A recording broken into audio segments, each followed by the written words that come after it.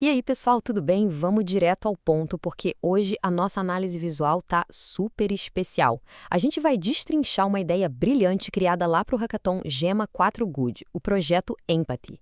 Imagina uma tecnologia desenhada para encarar de frente um dos maiores desafios das nossas relações hoje em dia, que é aquele abismo na comunicação entre pessoas neurodivergentes e neurotípicas. O mais legal aqui é como eles simplesmente viram o jogo, sabe? Em vez de usar inteligência artificial para tentar consertar alguém, eles usam a IA para traduzir culturas cognitivas. É uma ponte de empatia, literalmente. A base teórica e técnica disso aqui é genial. Então vamos dar uma olhada de perto. Bom, para a gente não se perder, o nosso roteiro passa rapidinho por 6 pontos.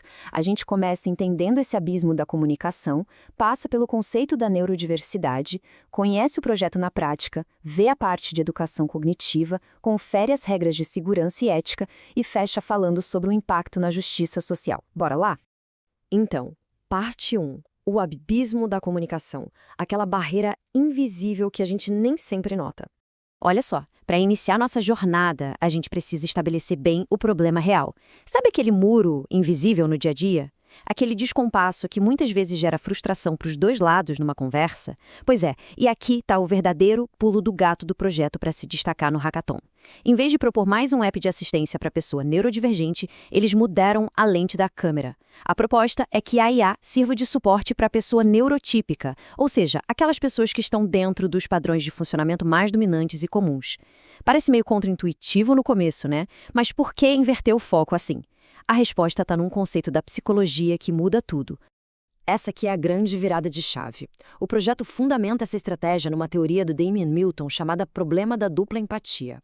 A ideia é a seguinte: aquele ruído, aquele atrito na comunicação não acontece porque a pessoa neurodivergente, digamos, uma pessoa autista, tem um déficit e não consegue sentir empatia. Nada disso. A falha rola porque os dois lados têm dificuldade de ler as intenções e o estado mental um do outro. É uma via de mão dupla, gente. A gente está falando de um choque entre duas formas totalmente diferentes e perfeitamente válidas de processar a realidade.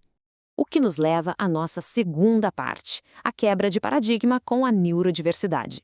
Para entender esse choque de verdade, a gente tem que colocar duas visões filosóficas de frente uma para outra. De um lado, a gente tem o paradigma da patologia, que é aquela visão médica bem tradicional, sabe? Aquela que olha para a neurodivergência e pensa: opa, temos um problema para resolver. E tenta forçar o comportamento da pessoa para parecer normal. O projeto Empathy simplesmente descarta e rejeita essa ideia. Em vez disso, eles abraçam o paradigma da neurodiversidade. Isso significa entender que não existe um cérebro certo. As variações neurológicas são supernaturais na nossa espécie. Então, o esforço para se adaptar e se comunicar tem que ser uma responsabilidade compartilhada por todo mundo e não um fardo pesado que só a minoria tem que carregar nas costas. E assim chegamos na parte 3. Vamos conhecer o projeto Empathy e a IA como uma tradutora cultural. É com essa base super forte que a ferramenta tecnológica ganha vida. O ponto central de tudo é o que está aqui. O projeto Empathy não quer ser um oráculo médico, ele não vai dar diagnóstico de ninguém. A inteligência artificial atua única e exclusivamente como intérprete, te explicando como uma mensagem pode bater lá do outro lado. Imagina um diplomata, sabe? Mediando uma conversa entre duas culturas muito diferentes. A IA entra para reduzir o que eles chamam de dispatia, que é aquele bloqueio de empatia causado por incompreensão e preconceito com o diferente.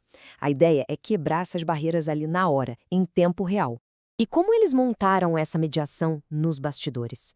Eles dividiram a solução em 3 grandes pilares, rodando com o modelo Gemma do Google.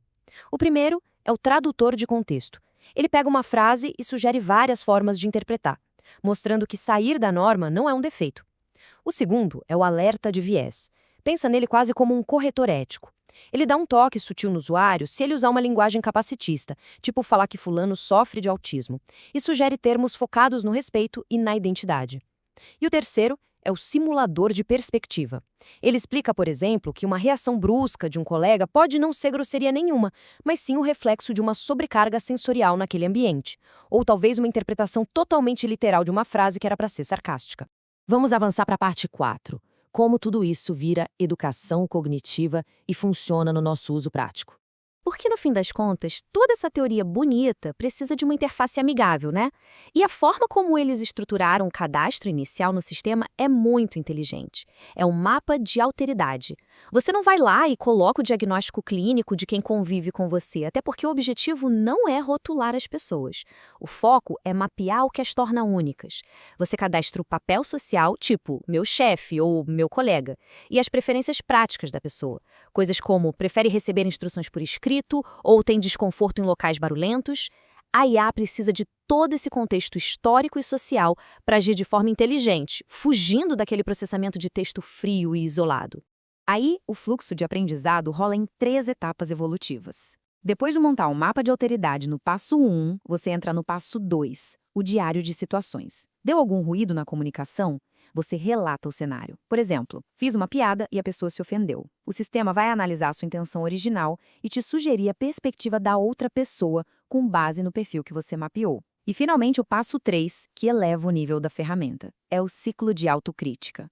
O app começa a te fazer perguntas reflexivas para combater aquela tendência da gente achar que só o nosso jeito é o normal de interagir, desconstruindo esses preconceitos estruturais do dia a dia. Chegamos à parte 5. Segurança e diretrizes éticas. Um assunto que exige responsabilidade máxima. Porque vamos combinar, lidar com relatos íntimos, interações diárias, exige um cuidado gigantesco. Por isso, o documento detalha um alinhamento profundo com as regras do Conselho Federal de Psicologia e com a LGPD. Tem um princípio ali que é inegociável, a não substituição. A IA é só um instrumento de apoio, tá? O veredito final e as relações sempre são humanas. Ela nunca, jamais, vai substituir a escuta de um profissional ou vínculo real. Fora isso, a transparência e o consentimento explícito são obrigatórios, e a segurança dos dados é levada a sério. O projeto propõe processamento local no dispositivo, o tal do Edge AI, e anonimização rigorosa, nada de nomes reais no diário. O sigilo tem que ser absoluto. E, por fim, a nossa parte 6, o impacto disso tudo na emancipação e na justiça social. Já encaminhando aqui para a nossa reta final, a gente precisa dar um passo para trás e olhar o impacto de longo prazo. Isso aqui ilustra brilhantemente a essência do Empathy.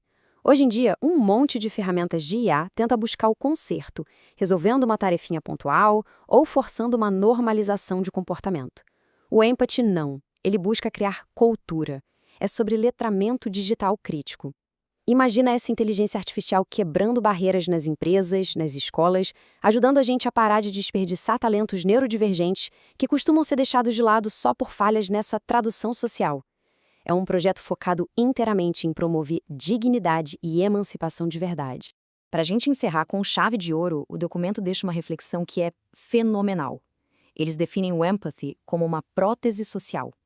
A grande sacada é que a meta a longo prazo não é deixar a gente dependente do aplicativo para sempre. O objetivo é que, com o uso contínuo, a gente internalize essa habilidade e desenvolva a nossa própria expertise interacional. A IA treina os humanos para serem mais compreensivos, para fazerem as perguntas certas sozinhos no futuro. E isso leva a gente para essa provocação fantástica aqui. E se o objetivo final de uma ferramenta de IA for atuar apenas como uma prótese social temporária? Uma tecnologia que nos ensina tanto, mas tanto sobre interação humana, que chega um momento em que a gente simplesmente não precisa mais dela? Fica aí essa baita reflexão. Muito obrigado por acompanharem mais essa análise com a gente e até a próxima.